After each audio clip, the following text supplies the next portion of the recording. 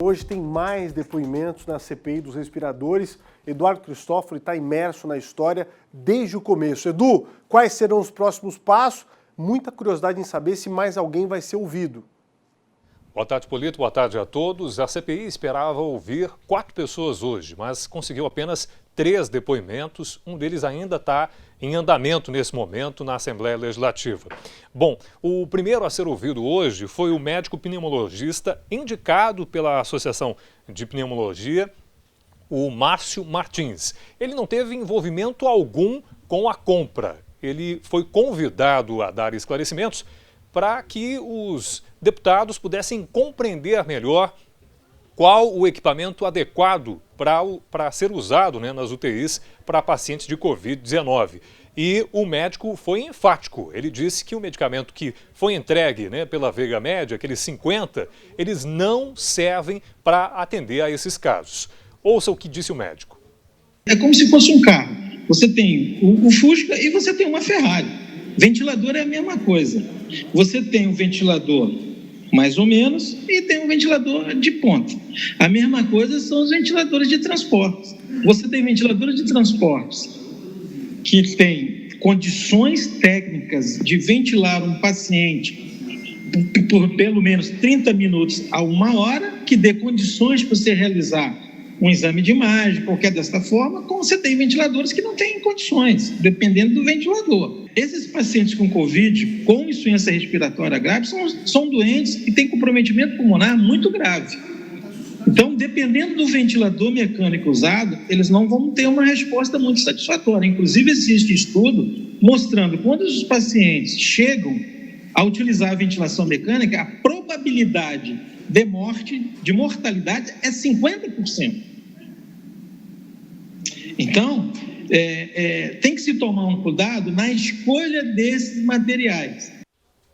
Bom, outra preocupação manifestada pelo médico é em relação ao treinamento da equipe.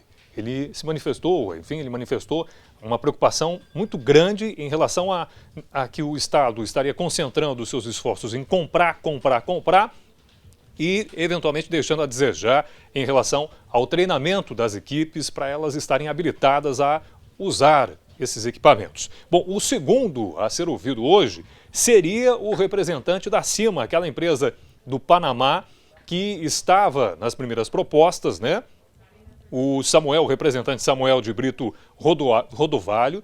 Ele é de São Paulo, mas ele veio até Florianópolis e foi até o escritório dos seus advogados para participar da videoconferência. Chegou a iniciar a videoconferência com os deputados, mas aí, questionado aonde ele estava, ele disse que estava aqui na ilha, e aí o relator da CPI, o Ivan Nats, pediu a suspensão do depoimento dele, porque achou um absurdo ele estar aqui em Florianópolis e não ir pessoalmente até a Assembleia.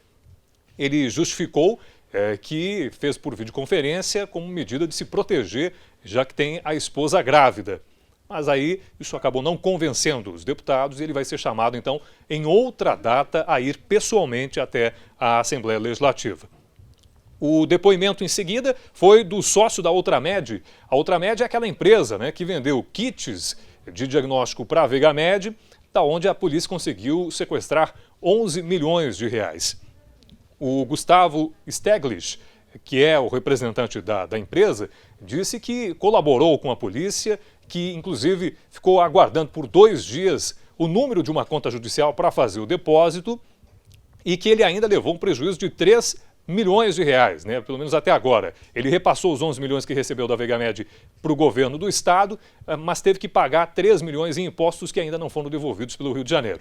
E nesse momento está dando o seu depoimento o CEO da Brazilian Internacional, que é a empresa, uma trading de Joinville, que teve a sua proposta copiada pela Vega Med, o Rafael Veckerlin.